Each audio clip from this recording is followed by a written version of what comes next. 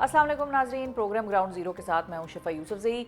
9 मई cases सजाओं पर नाअहली का एक नया बोझ उठाए पीटीआई अब अपनी जंग पार्लियामेंट के अलावा अदालतों में भी लड़ रही है और कस्टोडियन ऑफ द हाउस यानी स्पीकर कौमी असम्बली अयाज सादिक साहब उसी अपोजिशन को एक बार फिर मुज़ाकरात की दावत दे रहे हैं, जिसके अपोजिशन लीडर, पार्लिमानी लीडर और डिप्टी पार्लिमानी लीडर के ओहदों को वो 9 मई केसेस के फैसलों के बाद खुद खाली करार दे चुके हैं।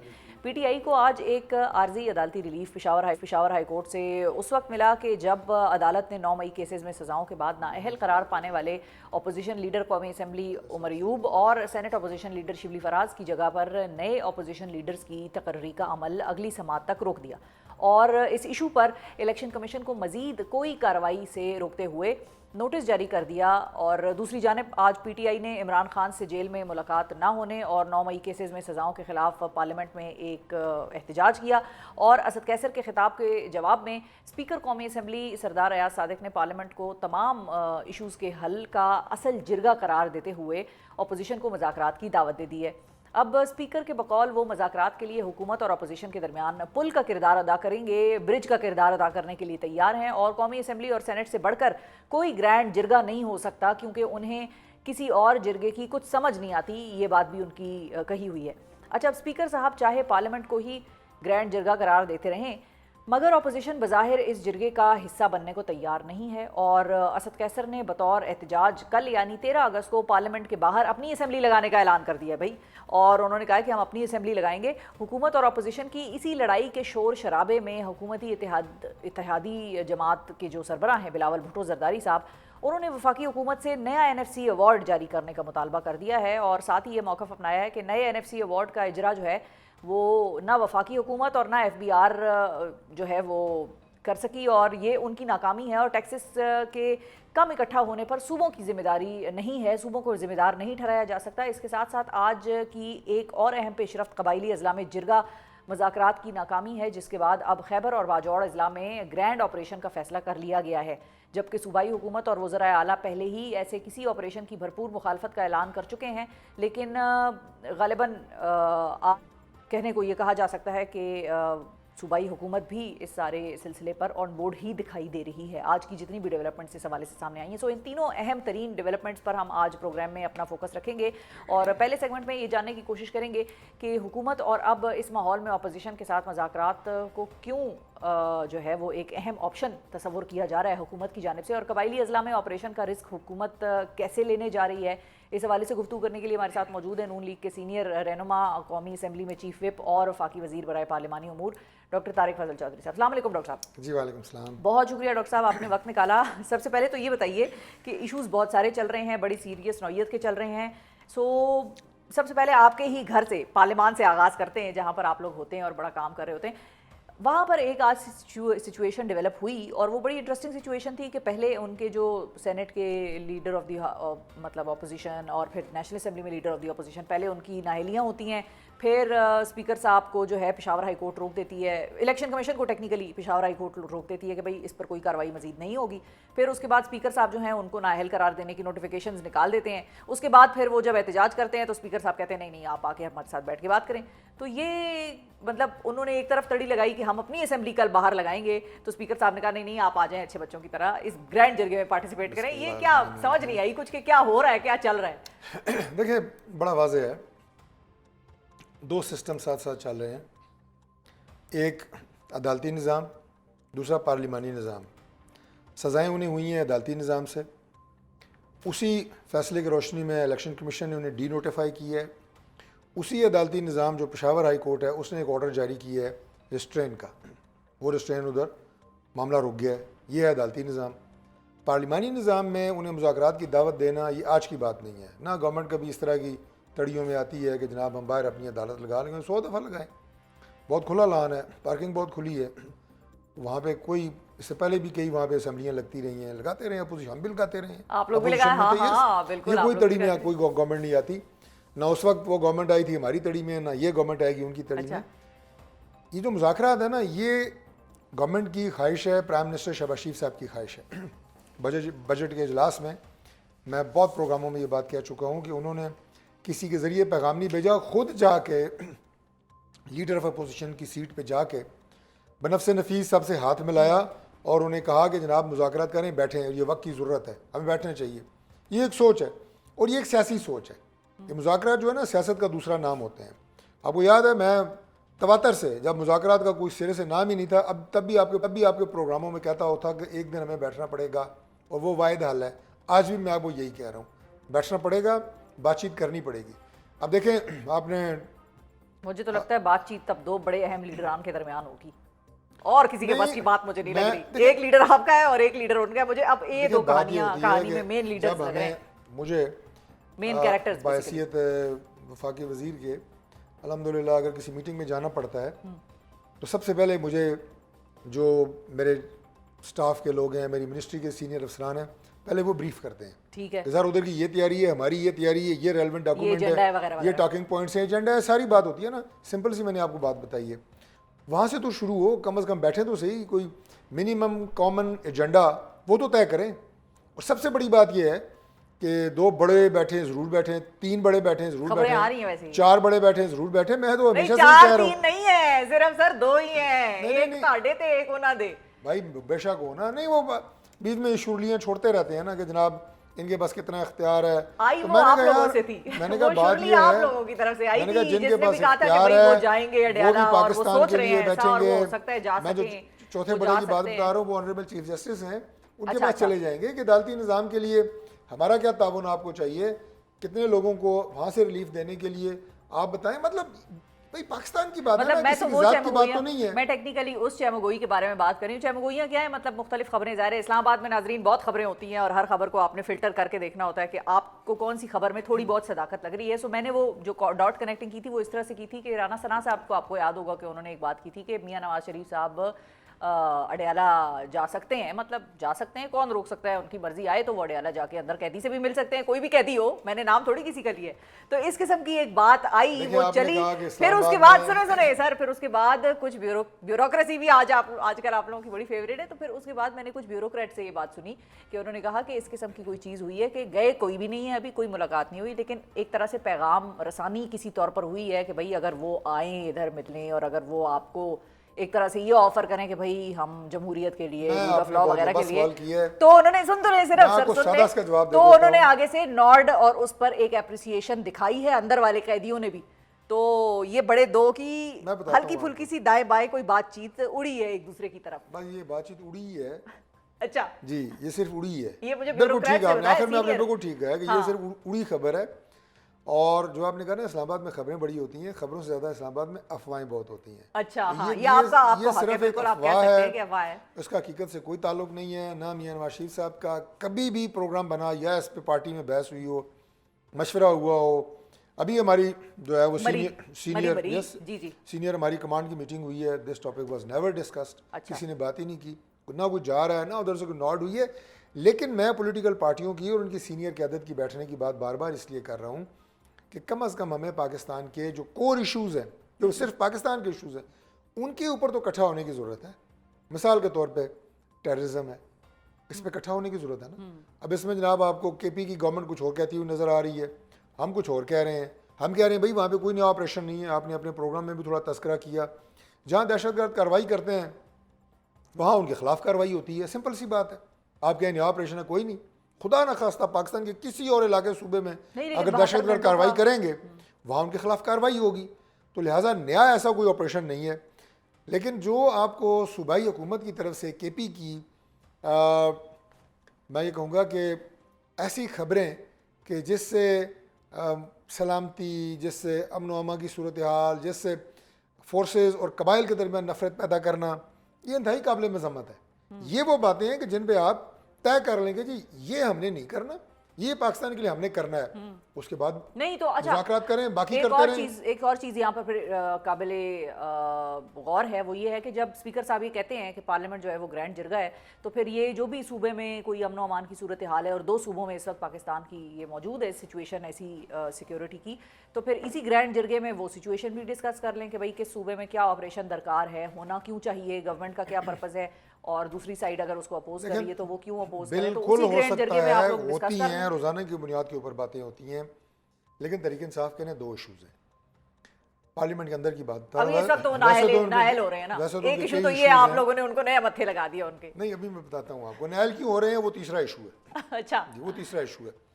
दो इशू उनके यहाँ पे क्या है, एक तो ये बेचारे मीन हमारे भाई हैं, मीन मैं उनको बात बता रहा हूँ, जो लोग मामलात को आगे अच्छे तरीके से चलाने की बात करते हैं, जो एक मिडल वे निकालने की बात करते हैं, तहरीक इंसाफ के लोगों की बात बता रहा हूँ।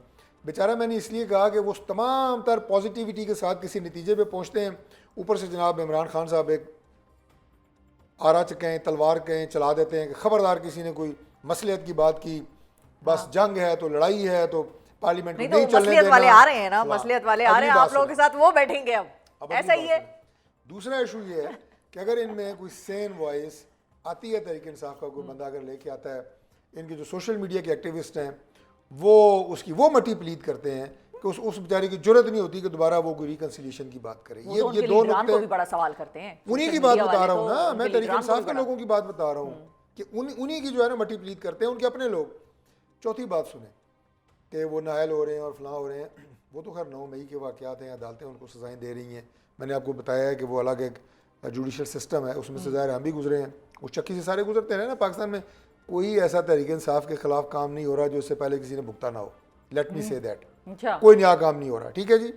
जेलें, मुकदमों को मुतनाज़ा कहना, जुडिशरी को जनाब अपना नहीं मुतनाज़ा लेकिन कहना, लेकिन डॉक्टर ये साहब एक सब चीज होता रहा है, है माजी मर्द में। मर्द भुगतते थे ना, औरतें कहाँ इतनी बड़ी तादाद में, यास्मीन राशिद, सनम जावेद, फलाना टिमकाना, आलिया हमजा, आयशा भुट्टा, ये इतनी बड़ी तादाद में खवातीन की 5-5, 10-10 साल अरे कैद तो मैं नहीं ना आपको हुई। अब खवातीन वर्कर्स के अगर अपने नाम गिनवाना शुरू कर दूंगा तो वो भी गिनवा सकता हूँ, लेकिन मरियम नवाज के बारे में आपका क्या ख्याल है?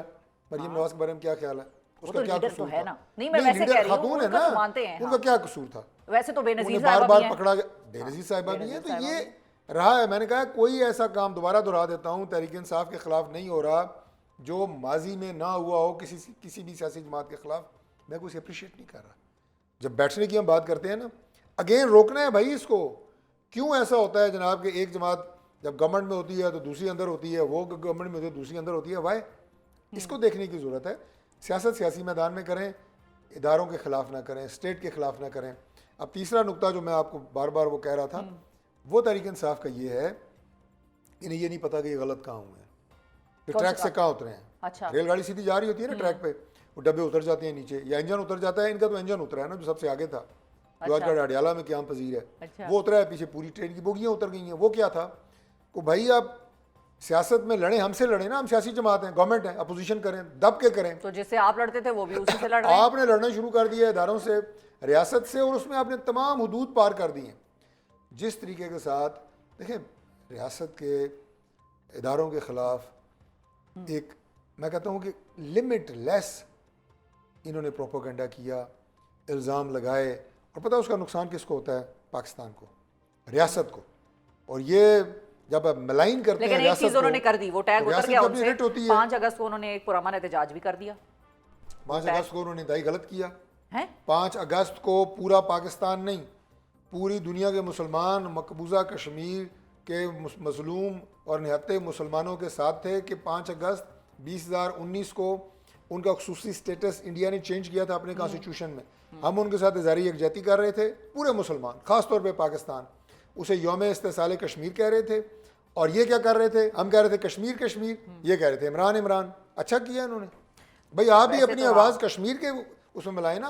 इमरान इमरान आप 6 तारीख को कर तो लें। आप लोग इमरान को गिरफ्तार 6 तारीख को कर लेते, 5 को ना करते। फिर एक ये सवाल भी भाई, बनता है हमें ये कि पता 5 नहीं को था। गिरफ्तार ही क्यों करके उस दिन को क्यों नहीं, ऐसा हमें- अंडरमाइन हमें कर दिया पता कि नहीं वो था कि ये इस तरह की हरकत करेंगे, वरना हम 5 को 5-6 को कर तारीखें लेते तो सियासी अच्छा, तारीखें तो बड़ी है। दूसरी बात सुने, अभी 14 अगस्त को अब पूरी अब ये कौम फिर के कर रहे हैं। हाथ में पाकिस्तान का झंडा होगा, पाकिस्तान जिंदाबाद का नारा होगा। है। इनके हाथ में तहरीक वैसे इंसाफ वो का कह रहे झंडा होगा, उनके इमरान लोगों ने खान कहा कि जिंदाबाद हम- होगा। ये उनके- क्या है? नहीं, वैसे तो उनके लोगों को वो सोशल मीडिया वाले आज भी नहीं छोड़ेंगे, क्योंकि उनके सेक्रेटरी जनरल और एक और लीडर ने, मेरा ख्याल है असद कैसर साहब ने कहा है, if I am not wrong, के उन्होंने कहा कि भाई 14 अगस्त को हम जश्न मनाएंगे। तो अच्छी बात अवाम की। उनसे आजम सवाती साहब ने, सॉरी अच्छी बात असद कैसर की। साहब ने नहीं, आजम सवाती अच्छी साहब ने बात कहा हम की, जश्न लेकिन ये मनाएंगे। 2 बंदों ने बात की ना, उनकी भी मिट्टी please social media Tehreek Insaf का कर रहा है ना। अच्छा, क्विकली ये बताएं कोई 20 सेकंड सेम- में डॉक्टर साहब कि आप लोग किसी सीबीएम के तौर पे, चूंकि उसको उनको ऑफर कर रहे हैं कि आप टेबल पे आके बैठे, तो सीबीएम के तौर पे आप उनको ये कह सकते हैं कि हम आपकी इमरान खान से मुलाकात करा देते हैं? इमरान खान से मुलाकात करने में क्या हर्ज है? मैं तो इस बात का हो नहीं ना बिल्कुल रही। मुकम्मल हामी हूँ आप हामी हैं कि वैसे, ये बात इमरान आपने खान दूसरे से में सियासी लोगों की मुलाकात होनी चाहिए। इस वक्त जो लोग इमरान खान से मिलने जाते हैं वो इमेच्योर लोग हैं, हाँ। वो पॉलिटिकली मेच्योर लोग नहीं हैं। ताड़ी पार्टी वो भी उन्हें ताड़ा बताते नहीं, हैं कि ताड़ी नहीं आप ना नेल्सन सुनती। मंडेला बन चुके हैं, तो उधर ना नेल्सन है ना मंडेला है, उधर तो कुछ और ही है। भाई नहीं, मामला लेकिन नहीं जिमनी है ऐसे। इलेक्शन आ रहे हैं, ऐसे प्रोवोक पंप ना करें पब्लिक को, जिमनी इलेक्शन मैं आ रहे पंप हैं नहीं आप कर लोग। रहा, मैं पॉलिटिकल बात कर रहा हूँ। मैं सिर्फ ये कह रहा हूँ ग्राउंड रियलिटीज़ के मुताबिक चलें। उन्हें ये अच्छा। बताएं कि जो सियासत आप कर रहे हैं इससे इदारों का नुकसान हो रहा है, मुल्क का नुकसान हो रहा है, पीटीआई का नुकसान हो रहा है। ये उन्हें बताने की ज़रूरत है कि आप सियासत जो है वो, अगेन आई रिपीट, कि सियासत सियासी लोगों के साथ सियासी मैदान में करते रहें। जिस टकराव की पॉलिसी रियासत के साथ आपने अपनाई हुई है उसका मुल्क को भी नुकसान हो रहा है, आपको भी नुकसान हो रहा है। बिल्कुल सही इस है। तरह नहीं चलती पार्टियां, इस तरह नहीं चलती सियासत। आपको कोई ना कोई रास्ता निकालना पड़ता है। बड़ी ठीक है। क्लियर बात मैंने आपसे की है। बिल्कुल ठीक है। और आखिर में जाते जाते डॉक्टर साहब को हम एक अगर वो क्लिप दिखा सकें क्विकली, तो डॉक्टर साहब सिर्फ आपका एक 10 सेकंड्स का आपसे उसका एक जुमला चाहेंगे। काफी साहब ने नाजरीन आज एक बड़ी ही इंटरेस्टिंग एक स्टेटमेंट दी है और समझ में नहीं आ रहा कि उस पर हम क्या कहें, तो डॉक्टर साहब भी कुछ कहेंगे, जो भी कहेंगे जरा डॉक्टर साहब को दिखा दें, सुनवा दें, तो 10 सेकंड में हम डॉक्टर साहब का उस पर एक टेक लेंगे। तो आप सोच कर वोट देना। मैं ये नहीं कह रहा कि नहीं देना, देना है तो दे भी देना, क्या फर्क पड़ता है। पहले भी दिया था, निकला नहीं तो क्या हुआ। हाँ? सही या गलत, अब समझ में आया। ये डॉक्टर साहब वोट की जो इज्जत है वो ये है, यहाँ तक है। कामरान टसूरी साहब जो है वो देना है तो दे देना, कौन सा उधर से निकल चुटकुले आता है। छोड़ने के माहिर हैं। आवाम बाकी मैंडेट जो का वोट मजाक उड़ा पीटीआई रहे को हैं मिला वो निकला, जो नहीं निकला वो नहीं निकला। वो मिला ही नहीं था। मैं तो ये नहीं कहा, जो मैंने कहा है वही उसका मतलब है, आप समझ जाएं खुद। जो मिला वो निकला, हाँ जो नहीं मिला वो नहीं निकला। हाँ, तो यही सीधी कह सी रही हूँ ना, बात है। वो जो निकला नहीं वो नहीं मिला। मिला नहीं निकला मैं ही नहीं मैं आपको बड़ी सीधी बात बता रहा हूँ जो आप नहीं। समझना नहीं चाह रही। नहीं, मैंने कहा अच्छा जितना बताएं। वोट मिला था उतना निकल आया, ठीक है। जो नहीं निकला वो नहीं मिला। हाँ तो ठीक है, वो मिला ही नहीं ना। मिला ही नहीं। हाँ, डाला गया था, जी, लेकिन बिल्कुल। डाला गया था, मिला नहीं उनको, और वो मैंने निकला ये भी नहीं कहा, मैं आप अपने अल्फाज मेरे मुंह में डाल रही हैं। वो मैंने बताया हमारा भाई चुटकुले छोड़ने के मास्टर है, उन्हें करने ये दिया। आवाम की मैंडेट की बात हो रही है। लेकिन खैर एनीवे नाजरीन, thank you so much doctor Tariq Fazal Chaudhry साहब नाजरीन हमारे साथ मौजूद थे। और आखिर में जो इन्होंने निकला और मिला और वोट और ये सारी कहानी थी वो आप दोबारा से सुनिएगा, मुझे भी समझ नहीं आई, आपको भी समझ नहीं आएगी। प्रोग्राम में हम बिलावल भुट्टो जरदारी की उस ताज़ा तरीन चार्जशीट पर बात करेंगे जो आज उन्होंने वफाकी हुकूमत के खिलाफ जारी कर दी है। बिलावल ने वफाकी हुकूमत से नए एनएफसी अवार्ड जारी करने का मुतालबा कर दिया है और ये मौक़िफ़ अपनाया है कि पीपल्स पार्टी ने सूबाई हुकूमतों को 18वीं तरमीम के तहत जिम्मेदारियां तो दिलवा दी, लेकिन एनएफसी अवार्ड अब तक वही 2010 वाला है। बिलावल भुट्टो का कहना था कि वफाकी हुकूमत अपनी नाकामियों का बोझ सूबों पर ना डाले, क्योंकि FBR के टैक्स अहदाफ हासिल करने में नाकामी में सूबों का कोई कसूर नहीं है, बल्कि ये वफाकी हुकूमत और FBR को चलाने वालों की नाकामी है। इसके साथ साथ बिलावल ने 27वीं आईनी तरमीम के किसी इम्कान से मुकम्मल लाइल्मी लाताल्लुकी का इजहार करते हुए ये दावा किया कि नून लीग ने अभी तक इस हवाले से कोई रब्ता नहीं किया और पीपल्स पार्टी को नए एनएफसी अवार्ड के जारी ना होने में वफाकी हुकूमत की नाकामी क्यों नज़र आ रही है और अब इस फ्रंट पर हुकूमत के साथ क्या पीपल्स पार्टी सींग फंसाने जा रही है या सॉर्ट आउट हो जाएंगे। इस हवाले से गुफ्तगू करने के लिए हमारे साथ मौजूद हैं पीपल्स पार्टी के सीनियर रहनुमा और सिंध के वज़ीर तवानाई नासिर हुसैन शाह साहब। अस्सलाम वालेकुम शाह साहब। वालेकुम अस्सलाम। बहुत शुक्रिया शाह साहब, आपने वक्त निकाला प्रोग्राम के लिए। सबसे पहले तो ये बताइए कि वैसे तो इत्तेहादी तो आप लोग नून लीग की हुकूमत के मार्च 2024 से हैं, तो एनएफसी के हवाले से अचानक ये इतनी एक तरीके से कह लें कि एक बड़ी सीरियस नौयत की वेकअप कॉल क्यों बिलावल भुट्टो जरदारी साहब को देनी पड़ गई? कोई मामलात उसकी तरफ कोई डिस्कशन हुई थी पहले जिसमें कि वो तय नहीं पाया, क्या हुआ था? बिस्मिल्लाहिर्रहमानिर्रहीम, अल्लाहुम्मा सल्ली अला मुहम्मद व आले मुहम्मद। देखिए, ये काफ़ी अरसे से इश्यूज़ हैं और 18वीं तरमीम के बाद एनएफसी अवार्ड जो पहले हो गया था और होना चाहिए उसको, वो काफ़ी अरसे से दोबारा नहीं हो रहा और 18वीं तरमीम पर भी हमें ये है कि उसको मज़ीद बेहतर होना चाहिए और जो उसकी असल रूह थी उस पर अभी तक अमल नहीं हुआ। बहुत सारे ऐसे महकमे हैं जो वैसे डिवॉल्व होने चाहिए प्रोविंस में, वो अभी तक फेडरल गवर्नमेंट में हैं। तो एक तो कई दफ़ा इस बात का जिक्र भी हुआ, फिर सीरियस इशू रहे हैं एनएफसी के सिलसिले में कि वो काफ़ी अरसे से उसको दोबारा नहीं किया गया और इस वजह से फ़ंड्स और दीगर चीज़ों में ज़ाहिर है हम सबको मुश्किलात दरपेश आती हैं। तो प्रेसिडेंट साहब ने भी ये बात कही है और चेयरमैन साहब या जो हमारी एक कमेटी बनी हुई है सीनियर्स की जो PMLN से मुख्तलिफ औकात में मुख्तलिफ इशूज़ पर हमेशा बात होती रहती है, तो उसमें ये चीज़ भी सरे फहरिस्त। और फिर आप देख रहे हैं कि आजकल मुख्तलिफ उस पर इस तरह की स्पेकुलेशंस हैं या बातें आती हैं सोशल मीडिया नेशनल मीडिया पे कि जी NFC अवार्ड जो है उसको कम किया जा रहा है, जी सूबों के पास तो बेतहाशा पैसा चला गया है, फेडरल के पास नहीं है। हालांकि ये हकीकत नहीं अच्छा, है। लेकिन हकीकत ये बात है कि शाह साहब, फेडरल के पास अपने IMF वसाइल कहता है, हैं। जी IMF वैसे ये कह रहा है कि सूबों को शेयर जो है वो कम करें। देखिए मैं आपको अर्ज करूं, IMF को भी अब क्या इस पे बहुत सारे इश्यूज हैं, कई चीज़ें ऐसी होती हैं जिनको पर्दे में ही रहने दें तो अच्छा होता है। देखें IMF को भी जो इस्लामाबाद में बैठे हुए ब्यूरोक्रेसी है वो बहुत ज़्यादा ब्रीफ करती है मुख्तलिफ इश्यूज़ पर, और फिर वो उनकी तरफ से, और ज़ाहिर है जब मीटिंग्स होती हैं ये ऐसा बिल्कुल नहीं है। और मैं आपको एक अर्ज़ करूं कि मेरे पास एनर्जी के साथ साथ PND का डिपार्टमेंट भी है। ठीक है। तो जब हम एक तसलसल से देखते हैं कि जी बहुत सारी ऐसी डेवलपमेंट है जो फेडरल गवर्नमेंट कर रही है, एक तो चले फेडरल टेरिटरीज हैं या एक बड़े प्रोजेक्ट होते हैं जो फेडरल गवर्नमेंट को ही करने हैं, लेकिन हम देखते हैं कि प्रोविंस में भी 2013 या उससे पहले भी या उसके बाद भी एक तसलसल रहा है कि ट्रिलियंस के डेवलपमेंट के प्रोजेक्ट्स जो हैं वो फेडरल गवर्नमेंट की तरफ से मुख्तलिफ सूबों में होते हैं, और जिसमें हमने हमेशा एक अपनी आवाज़ उठाई है कि जी सिंध का शेयर जो है वो 2013 से 22 तक 3-4% से ज़्यादा नहीं रहा, और दीगर सूबों में वो भी हमारे ही सूबे हैं। लेकिन ये जो एक वो मिथ है कि जी वो नहीं है, फेडरल के पास कुछ नहीं होता, ऐसा बिल्कुल नहीं है। तो जितने सूबे मजबूत होंगे उतना वफाक मजबूत होगा। ये वो बात थी जो पाकिस्तान पीपल्स पार्टी ने शुरू की, और आपने देखा उसका बड़ा अच्छा इम्पैक्ट आया, पार्लियामेंट को मजबूत किया गया, प्रेसिडेंट साहब ने अपने इख्तियारात नीचे पार्लियामेंट को दे दिए, और फिर ये सूबों को NFC अवार्ड या 18वीं तरमीम से मजबूत किया गया। तो फिर आ जाता है कि जी उसको कमी की जाएगी। तो ये इस पैराए में चेयरमैन साहब ने बात की कि कमी की क्या बात है, इसमें तो बेहतरी आनी चाहिए, इजाफा जो है वो होना चाहिए। ठीक है। अच्छा, लेकिन शाह साहब ये हम तो खैर पर्दे में ही रहने देते इन बातों को, वो तो चूंकि आज चेयरमैन साहब ने आप लोगों की उठा दी बात, तो फिर हमने सोचा कि हम भी उठा लें, और आपने तो मुझे ख्वाजा आसिफ साहब की याद दिला दी। आजकल तो ख्वाजा आसिफ साहब भी ब्यूरोक्रेसी के पीछे जिस तरह कहते हैं ना डंडा लेके खड़े हुए हैं तो आज आपने भी ब्यूरोक्रेसी का कह दिया, जिक्र कर दिया, उससे मुझे फौरन हंसी आ गई और ख्वाजा साहब याद आ गए। आजकल वैसे ख्वाजा साहब के बयान ब्यूरोक्रेसी के हवाले से तो बड़े संगीन नौयत के। आपको भी वैसे ऐसा लगता है कि ये पुर्तगाल जा रहे हैं सारे और हम रह ना जाए? वैसे शाह साहब मतलब पुर्तगाल का कभी कभी दिल ललचा जाता है हमारा भी। जी बिल्कुल, हम भी चक्कर वक्कर लगा के देख लेते हैं।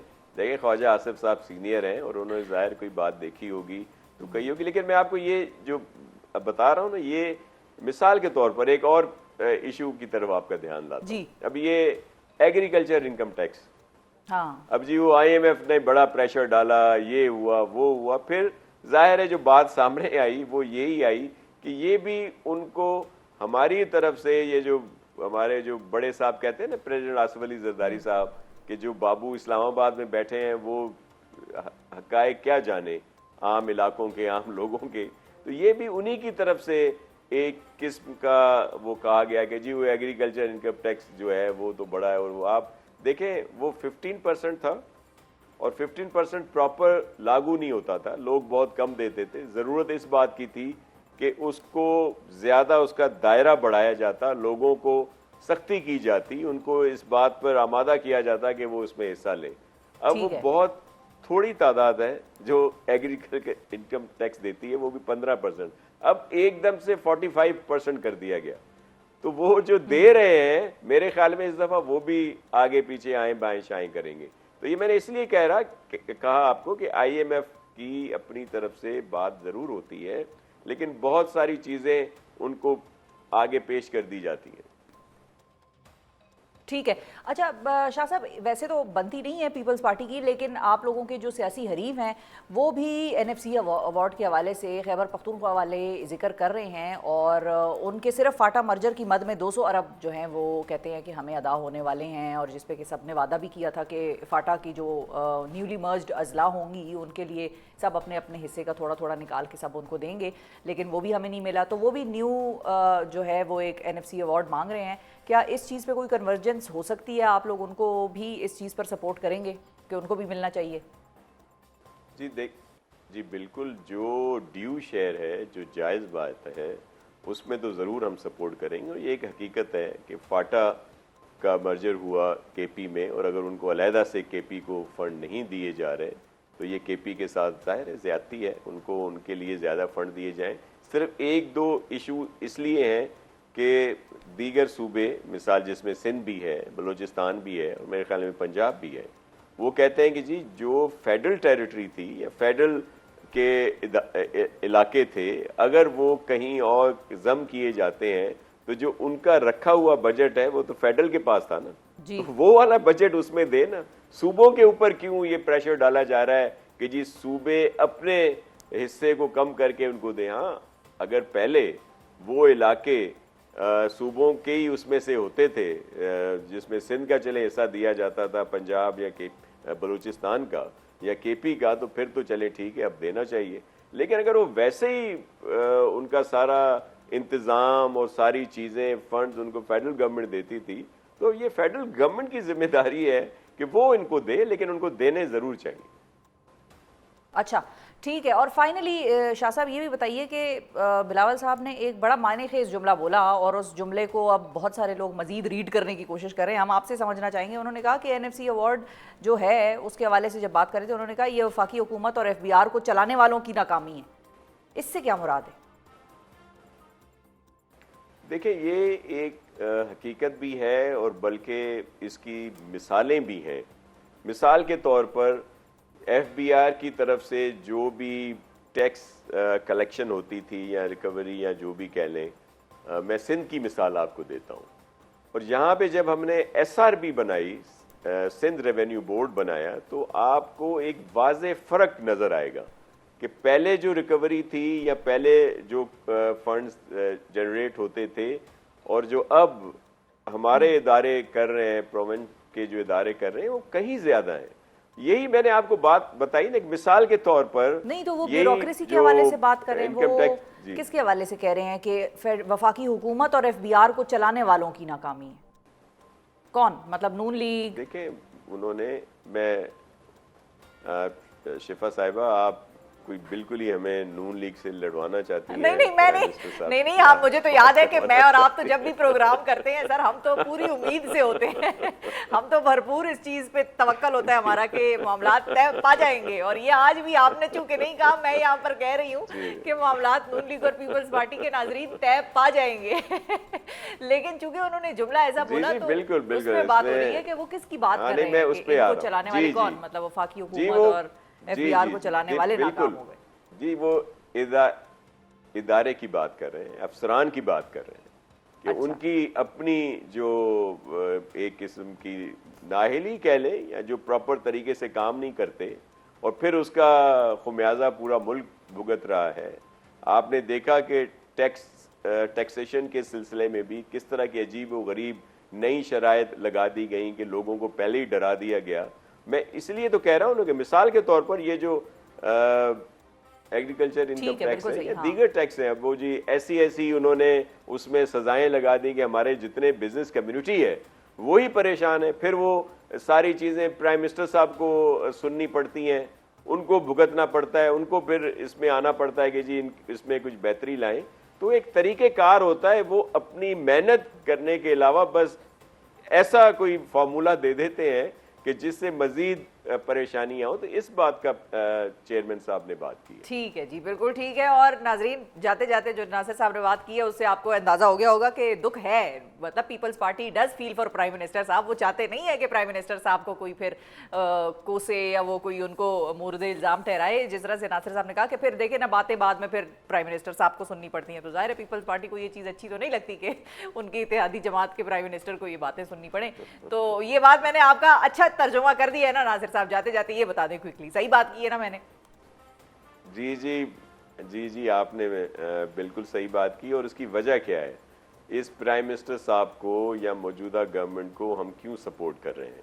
जी, हमारे बहुत इश्यूज हैं, सीरियस इशू है। उसकी वजह क्या है कि जो मुल्क डिफॉल्ट की तरफ जा रहा था, मौजूदा हुकूमत की जो पॉलिसीज हैं या जिन पे, तो एक बेहतरी की तरफ हम जा रहे हैं। एक मून लाइट नजर आई है कि दुनिया के बेशतर ममालिक के सरबराह यहाँ आ रहे हैं, इन्वेस्टमेंट आ रही है, तो हम बेहतरी की तरफ जा रहे हैं। अगर अब हम कोई इस तरह का किरदार अदा करें कि अपनी गवर्नमेंट को डिस्टेबलाइज करें जिसका नुकसान मुल्क को हो, तो ठीक है। ऐसे इसमें हम नहीं लेना चाहते, हिस्सा नहीं बिल्कुल बनना सही है। चाहते। बहुत शुक्रिया अदा करेंगे नाजरीन। नासिर हुसैन शाह साहब हमारे साथ थे। प्रोग्राम में हम आज की एक और अहम तरीन स्टोरी पर बात करेंगे जो कि 2 कबायली इजला में ग्रैंड ऑपरेशन के हतमी फैसले से मुताल्लिक है। मीडिया रिपोर्ट्स के मुताबिक जिला बाजौड़ में शिद्दत पसंदों के साथ होने वाला जिरगा नाकाम हो गया है, जिसके बाद बाजौड़ और खैबर में दहशतगर्दों के खिलाफ कार्रवाई का फैसला कर लिया गया है। ज़राए का मजीद ये दावा भी है कि कबायली अमायदीन के जिरगे ने शिद्दत पसंदों से इलाका छोड़ने समेत 3 मुतालबात किए थे, ताहम शिद्दत पसंदों ने इलाका छोड़ने से इनकार कर दिया है। सिक्योरिटी ज़राए ये दावा भी कर रहे हैं कि बाजौड़ की तहसील मोमंद के 2 इलाकों में तकरीबन 300 दहशतगर्द इस वक्त मौजूद हैं, जबकि ज़िला खैबर और बाजौड़ में मौजूद दहशतगर्दों में 80% से ज़्यादा अफगान शहरी हैं। अब एक अंदाजे के मुताबिक बाजौड़ की तहसील मोमंद की आबादी 3 लाख से जायद है, जिसमें से 40,000 से ज़्यादा अफराद अपने इलाके छोड़ चुके हैं। और कमिश्नर मालाकंड आबिद वज़ीर ये दावा कर रहे हैं कि मुतासरीन यानी IDPs के लिए रिहाइश का इंतज़ाम कर लिया गया है। जिरगा नाकाम क्यों हुआ और अब ऑपरेशन के हवाले से सिक्योरिटी चैलेंजेस क्या होंगे, वहाँ पर लोकल लोगों की जो लाइफ है, ज़िंदगियाँ हैं, वो किस तरीके से मुतासर होंगी, हुकूमत खैबर पख्तूनख्वा इन लोगों के लिए क्या फ़ैसिलिटीज़ और किस तरीके के प्लान्स बना रही है कि इनको फैसिलिटेट किया जा सके, इस तमाम मौजू पर बात करने के लिए हमारे साथ मौजूद हैं एंकर पर्सन और रीजनल सिक्योरिटी मामलात पर काम करने वाली तंजीम खुरासान डायरीज़ के एग्जीक्यूटिव डायरेक्टर इफ्तिखार फिरदौस साहब। अस्सलाम वालेकुम इफ्तिखार साहब। बहुत शुक्रिया इफ्तिखार, हम ठीक ठाक हैं अल्हम्दुलिल्लाह। सबसे पहले तो ये बताइए कि आपके पास एज ऑफ नाउ क्या अपडेट्स हैं उन इलाकों की, बाजौड़ की, खैबर की, और ये जो फैसला हुआ है आपको क्या लगता है ये किन बुनियादों पर ये फैसला फाइनली कर लिया गया है कि अब ये ग्रैंड ऑपरेशन इन दोनों अजला में करना है? देखें शिफा, इसका एक बैकग्राउंड है। आपने जिरगे का जिक्र किया, ऑब्वियसली वो जिरगा तकरीबन 1 हफ्ते से लेकर 9 दिन तक जो है वो जारी रहा, लेकिन वो ब्रेक थ्रू नहीं कर सका। अब उसमें जो शराइत जो रखी गई थी उसके अंदर आपने गवर्नमेंट साइड का जिक्र किया, लेकिन जो TTP है जो उन्होंने शराइत जो है वो रखी थी, वो ऐसी शराइत थी कि वो किसी स्टेट को जो है वो कबूल नहीं हो सकती। वो बिल्कुल ऐसा था जैसे अच्छा। पैरेलल स्टेट सिस्टम जो है वो बनाना चाहते थे। उसमें एक शर्त ये भी थी कि फौज को जो फूड सप्लाई की जो गाड़ियां होंगी उसको चेक किया जाएगा, कोई नए असलहे की तरसील जो है वो मिलिट्री को नहीं होगी, और फौज जो है वो कॉन्वॉय की शक्ल में गश्त वो नहीं करेगी, और जो सेल्फ स्टाइल्ड एक शरिया है उसकी इम्प्लीमेंटेशन पूरे कबायली इलाके और मालाकंड के अंदर जो है वो होगी, और बेसिकली जो जुडिशरी है या बाकी सारी चीज़ें हैं वो सब के सब उनके कंट्रोल में जो है वो आएगी। तो ऑब्वियसली जिरगा ने कोशिश की, फिर उसके अंदर एक मुतालबा जो गवर्नमेंट की तरफ से था कि फॉरेन फाइटर्स को यहाँ से जो है निकाल लें, उन्होंने सेफ पैसेज जो है वो मांगा, वो भी कबूल नहीं हुआ, क्योंकि वो चाहते थे कि वो अनकन्वेंशनल रूट से जो फॉरेन फाइटर्स इनके पास हैं उनकी शक्लें ना दिखाएं। गवर्नमेंट ने कहा कि नहीं, ये तोरखम के रास्ते से जो है वो जाएंगे और इनको बाकायदा तौर पर जो है अफ़गान हुक्काम के हवाले किया जाएगा। तो वो जिरगा जो है वो अल्टीमेटली जो है दोनों साइडों से जो है वो बात मनवाने में जो है वो नाकाम हो गया। अब सिचुएशन जो करंटली है, तकरीबन कल रात से जो है ऑपरेशन का आगाज़ जो है वो हो गया, और सबसे पहली प्रायोरिटी ये थी कि जो 16 एरियाज़ जो आइडेंटिफाइड है जिनके अंदर 72 घंटे के लिए जो है वो कर्फ्यू लगाया है, और कुछ एरियाज़ में 24 आवर्स के लिए था, क्योंकि वो वहाँ से फ़ौज की मूवमेंट थी। तो उसकी वजह से जो है लोगों ने नकल मकानी शुरू की। जो करंट स्टैटिस्टिक्स आए हैं, ये जो जगह बनाई गई है ये तकरीबन कोई 2000 फैमिलीज के लिए है और कोई 21 स्कूल्स आइडेंटिफाई किए हैं। इसके अलावा बाजोड़ के अंदर एक ग्रैंड स्टेडियम है, उसमें टेंट्स टेंट्स लगाए वगैरह हैं लगे जी। हैं। हाँ, जी, अच्छा। लेकिन उसमें शिफा, चूंकि ये ट्राइबल एरिया है और आप तो बेहतर जानती हैं कि जो पश्तून कल्चर के अंदर है, मोस्टली लोग ये चाहते हैं कि वो अपने किसी रिश्तेदार के घर जाएं जी, और पर्दा। कैंप्स के हाँ जी, अंदर पर्दे की वजह से, जी, बिल्कुल। वो ना रहे। तो majority of the people have जो है वो गए हैं अपने रिश्तेदारों के घर, और हत्तुल वसा ये कोशिश की जा रही है कि कोई कोलैटरल डैमेज ना हो, क्योंकि बार-बार यही मुतालिबा आ रहा है और प्रोविंशियल गवर्नमेंट ने भी इस पे स्ट्रेस किया और ऑब्वियसली मिलिट्री भी इसी बात पे स्ट्रेस करती है कि वो एरियाज़ इसलिए छोड़ने पड़ेंगे कि वहाँ पर कोई सिविलियन पॉपुलेशन बचे नहीं। और हुँ। अगर उसमें सिविलियन कैजुअल्टीज़ की तरफ बात आती है या डैमेज की तरफ जो है वो बात जाती है, मेरे ख्याल में इसके फिर मुहर्रिकात भी जो है वो अलहदा होंगे। लेकिन एक चीज़ जो है वो इम्पोर्टेंट है समझना कि इस बार ये पूरी कोशिश की गई कि किसी किस्म का गिला वगैरह ना रहे, बल्कि जो फोर्सेस हैं उन्होंने जरगे को ऑपरेशन से पहले ये बता दिया था कि आप 72 आवर्स के लिए जो है वो निकल जाएँ और हम आपको घरों की भी हिफाज़त करेंगे और आपको कोई कंप्लेन नहीं आएगी। लिहाज़ा जो 2-2 3-3 बंदे इलाके की सतह पर वो फ़ौज के साथ इन एरियाज़ के अंदर जाएँगे ताकि उनके घरों को और इमलाक को जो है वो नुकसान ना पहुँचाया जाए। लेकिन शिफ़ा, आपको पता है कि अपना घर छोड़ना, इलाके के जी, अंदर जो है बिल्कुल। बम धमाके होना, तो वो कोई भी पसंद नहीं करता, तो गिले-शिकवे तो रहेंगे, ये तो एक फैक्ट है। लेकिन इसके बरअक्स अगर हम देखें, तो जो कॉन्सन्ट्रेशन है फाइटर्स की और जो टीटीपी के एफ़िलिएट्स हैं, वो बाजोड़ के अंदर और खैबर के अंदर यकसां उनकी एक पैरेलल गवर्नमेंट जो है वो ऑलमोस्ट वो बनाने की कोशिश कर रहे थे और खैबर में तो उन्होंने एग्रीमेंट भी जो है वो ट्राइब के साथ जो है वो साइन करा दिया था।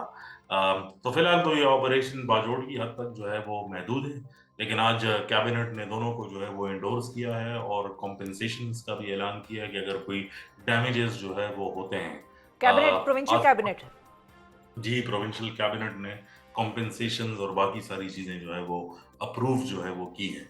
अब चूँकि ये कॉन्फ्लिक्ट ज़ोन है, तो बहुत सारी इन्फॉर्मेशन जो है वो टाइम के साथ जो है वो बदलती रहती है। सुबह कुछ अटैक की खबरें आईं जिसमें ऑब्वियसली कैजुअल्टीज़ की भी थी और उसमें इंजरीज़ की भी रिपोर्ट्स थी।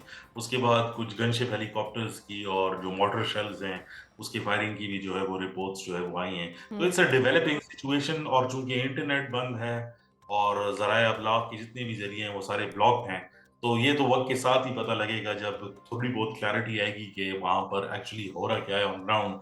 लेकिन सिचुएशन ऑपरेशनल एरिया में जैसे ही होती है वैसे ही है। इसमें लाइक कोई तज्ज़िया या कोई ठीक है। इन्फ्लुएंस करने की ज़रूरत नहीं है, जिस तरह भी है वो है। अच्छा, और इसके हवाले से इस मर्तबा ये भी बात हो रही है कि जिस तरह से 2013 या 9 वाले ऑपरेशंस हुआ करते थे, इसका स्केल उस तरीके का शायद ना हो और मुकम्मल तौर पर इलाके को खाली कराने की भी शायद ज़रूरत ना पड़े, क्योंकि प्रिसाइज मतलब टेक्नोलॉजीज़ ऐसी आ गई हैं कि आप प्रिसाइजली आप उनको अटैक कर सकते हैं या ड्रोन्स का शायद इस्तेमाल हो, सो स्केल इसका बहुत बड़ा शायद ना हो करना पड़े। Is that true? देखिए, स्केल तो नहीं है बड़ा, ये तो एक कन्फर्म्ड बात है, क्योंकि जो आपको नज़र भी आता है उससे अंदाज़ा होगा, क्योंकि अगर आप इसकी कंपैरिज़न जो है वो पिछले सालों से किया जाए, तो वो तो ऑलमोस्ट जो है गवर्नमेंट पैरेलल गवर्नेंस सिस्टम्स जो है वो बना दिए गए थे और उनसे छुटकारा जो है वो हासिल करना था। अब तो जो गवर्नमेंट की सिक्योरिटी लेवल्स हैं और जिस किस्म की चेक पॉइंट्स और पुलिस का apparatus है, तो वो मौजूद है। ये ऑपरेशन जो है, ये एक स्पेसिफिक माउंटेन है, एक पहाड़ है जिसके ऊपर जो है किया जा रहा है और उसको चारों तरफ से जो है वो ब्लॉक कर दिया गया है ताकि अफगानिस्तान की तरफ भी ना भागा जा सके और नीचे भी जो है वो नहीं आया जा सके।